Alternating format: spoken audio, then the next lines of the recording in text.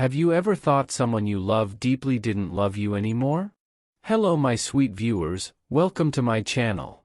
Today, I will tell you a touching story. Listen carefully, repeat the sentences, and grow your English step by step. So let's start the story. Olivia stirred her coffee. It was cold now.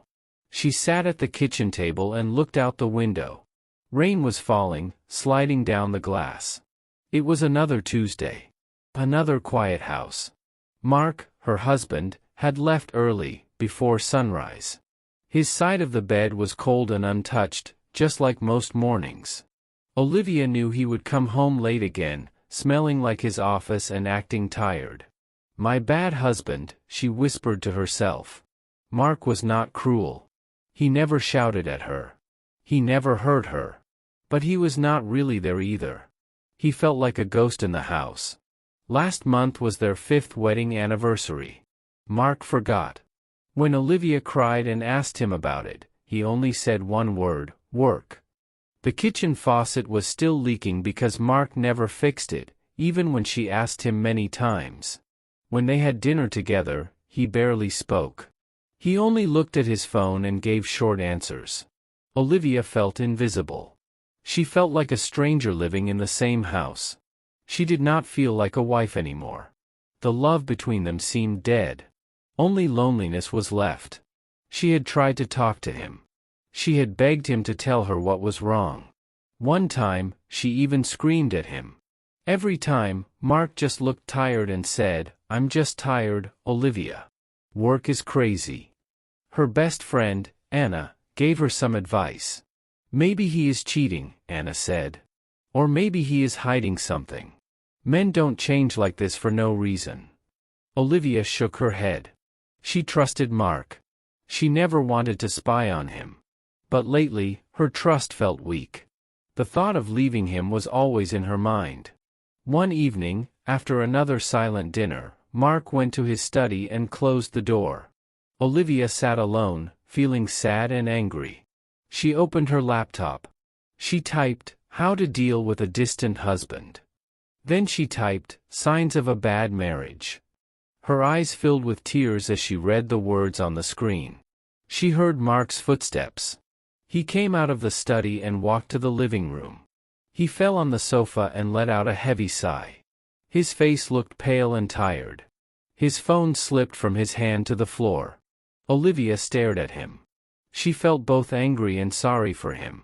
Soon, he was asleep, breathing softly. She noticed deep lines of worry on his face that she had never seen before. Then she saw the phone light up. A message appeared. It said, "Appointment reminder, Dr. Elena Petrova, Specialist Clinic." Olivia's heart skipped a beat. A specialist clinic? Was Mark sick? Was that why he was acting so strange? She picked up the phone with shaking hands. It was not locked. She tapped the message. The appointment was not for Mark. The patient name was Olivia Reynolds. Her name. Confused and scared, she checked his search history. She saw many things that made her chest tighten. Early signs of Alzheimer's. Latest treatment for early onset Alzheimer's. Best specialist clinics for memory loss. Cost of long-term care for Alzheimer's patients. Alzheimer's. The word hit her like a punch. Years ago, Olivia remembered visiting a doctor. The doctor had said there were tiny warning signs in her brain scans. It was probably nothing serious, but there was a very small chance it could turn into Alzheimer's one day. Olivia had pushed that thought away. She had never thought about it again. But Mark had not forgotten. He had been carrying that fear alone all this time. Then Olivia saw his text messages. They were not to another woman. They were to someone saved as Dr. Petrova's assistant. How long until the next stage usually? I need to prepare the money. I've taken another night shift. I'm trying to pay off the house so Olivia won't have to worry later. Please tell me there's new research. Olivia can't know yet. I don't want her to be scared. Tears rolled down Olivia's face. Her bad husband. His silence. His late nights at work. His distance.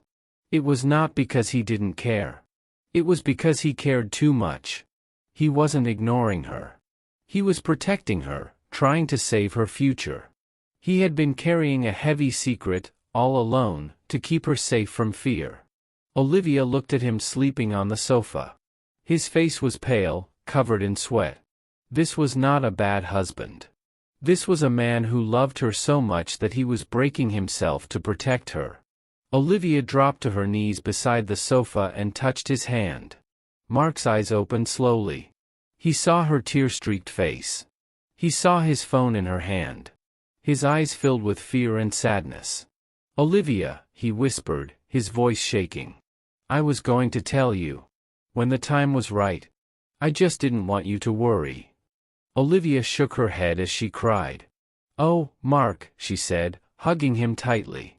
"My poor, wonderful, bad husband." Mark held her close. For the first time in a long time, Olivia felt truly loved and safe in his arms. The house was silent, but it didn't feel cold anymore. Now, the silence was full of love and understanding. Olivia knew the road ahead would be hard. But they would face it together, hand in hand. Here are some daily use short sentences for you to practice. My bad husband. Meaning, Olivia is upset and disappointed with her husband. Work is crazy. Meaning, work is very busy and stressful. Are you hiding something? Meaning, asking if someone is keeping a secret. I need to prepare the money. Meaning, I need to save or get money ready for something important. I was going to tell you. Meaning, I planned to tell you before, but the time wasn't right. I don't want you to worry. Meaning, I'm trying to protect you from stress or fear. We will face it together. Meaning, we will handle the problem as a team. He looked utterly drained. Meaning, he looked very tired and weak. You never truly saw me. Meaning, you didn't really pay attention to me or understand me. If you enjoyed this story, don't forget to like, subscribe, and share. See you in the next video. Thanks for watching.